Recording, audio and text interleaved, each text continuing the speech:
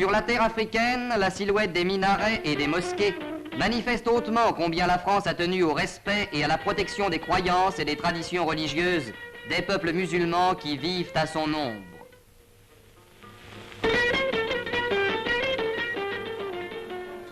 En organisant, au départ de Rabat et de plus loin encore de tous les centres de l'Afrique française, le premier pèlerinage de la Mecque qui ait eu lieu depuis 1939, elle a donné un nouveau témoignage de son respect de l'islam.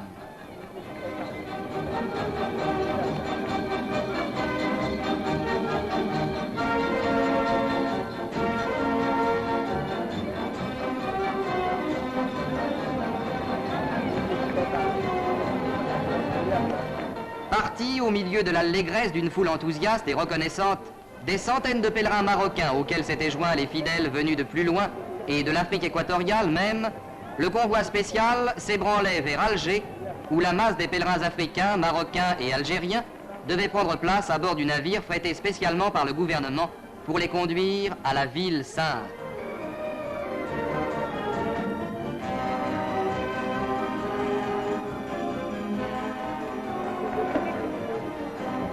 À Alger, une foule bariolée a empli les quais de débarquement. Les wagons laissent couler intarissablement le flot des pèlerins et de leurs bagages pittoresques.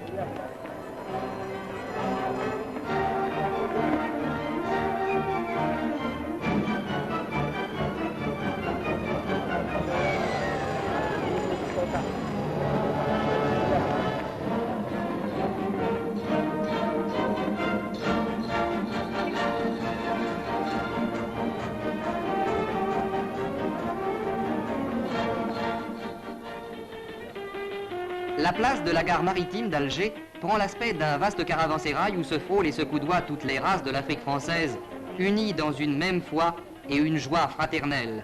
Image extraordinaire, des amis se retrouvent, des amitiés se nouent, des hommes qui ne s'étaient jamais vus commencent à se parler en frères.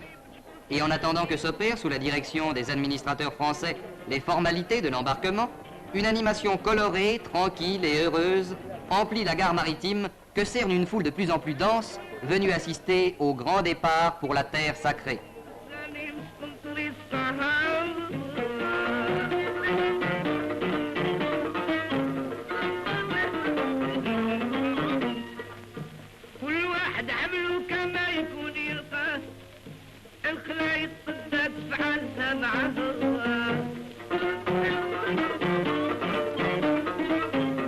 En dépit de la misère de l'après-guerre et de la pauvreté de ses transports maritimes sévèrement touchés par la guerre, la France a voulu mettre le plus beau navire de sa marine marchande au service du pèlerinage.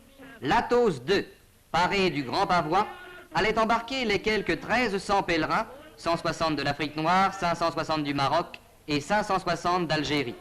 Scène touchante. Toutes les classes, tous les âges se rencontrent ici. Le vieillard et l'infirme, l'enfant et l'homme mûr, le riche et le pauvre. L'élévation de la foi réussit ce miracle de mêler sans heurts dans la bonté et la joie, ces éléments dissemblables qu'anime à ce moment un seul désir, prier devant le tombeau du prophète. Tout a été exactement prévu pour le voyage. À aucun moment de la traversée, les pèlerins ne manqueront de viande fraîche. Les entrepôts frigorifiques de l'Athos II sont abondamment approvisionnés. Et dans la ferveur et le calme, les pèlerins, un à un, gravissent l'échelle du bord.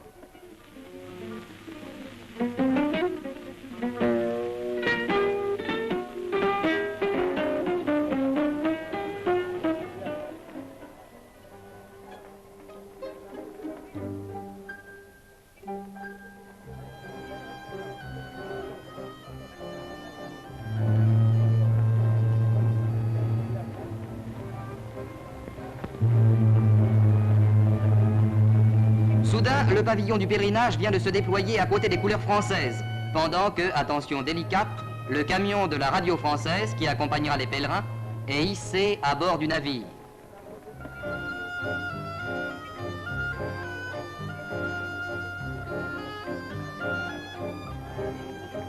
Et voici, témoignage particulier de l'attention du gouvernement français, voici le gouverneur général de l'Algérie, M. Yves Châtaigneau, qui vient souhaiter bon voyage aux pèlerins.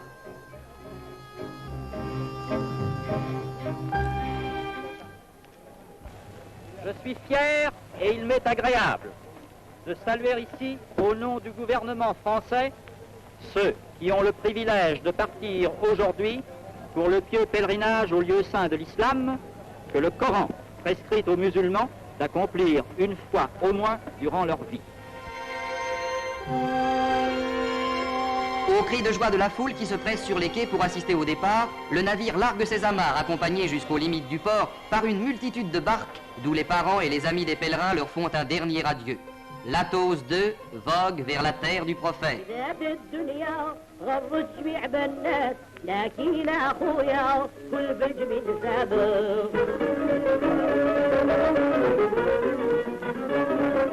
Une dernière escale. Bizerte, où émergent les traces de l'immense drame qui endeuilla le monde, attend l'Athos II.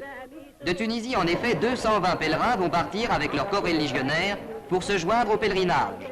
Et dans le même ordre et la même ferveur, les scènes de l'embarquement se répètent.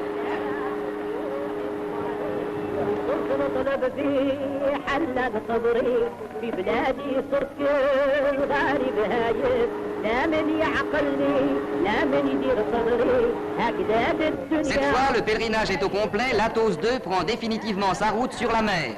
Grâce à la France, le premier pèlerinage de l'après-guerre est commencé.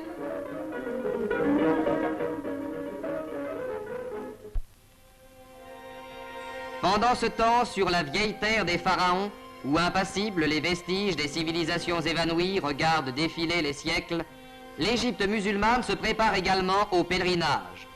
C'est en effet la charge du Khedive de faire tisser et d'adresser chaque année à la Mecque le tapis sacré qui couvrira les 4 faces de la Sainte Kaaba.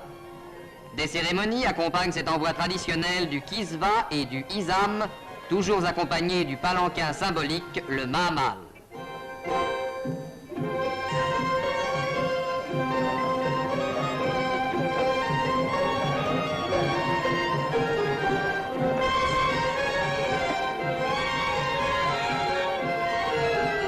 De l'Égypte, comme de tous les pays arabes, une foule considérable converge vers les rives de la terre sacrée.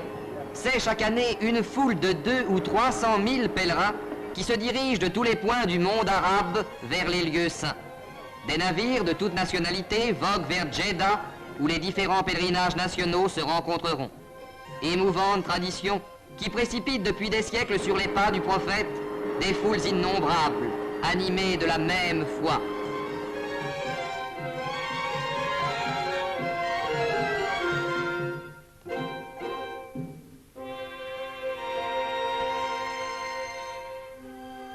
La vie continue sans heurts à bord de l'Athos II.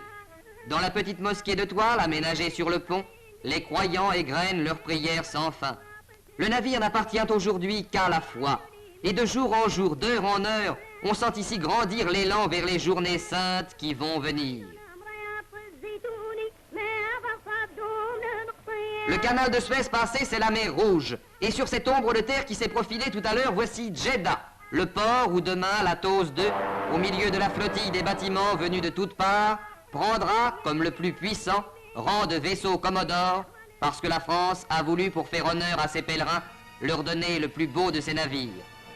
Djeddah n'est qu'une courte halte. Nos pèlerins n'y passeront que le temps de reprendre la route, car maintenant nous sommes sur le sol d'Arabie, et chacun n'a qu'une hâte, s'incliner et prier au lieu même où pria le prophète. Et c'est sur la route brûlante et désolée qui mène à la Mecque un défilé interminable et bigarré. Tous les moyens de transport, du plus ancien au plus moderne, se succèdent dans cette course émouvante, car on croirait que la route n'a qu'un sens. Tous les pas, tous les tours de roue se dirigent vers la Mecque.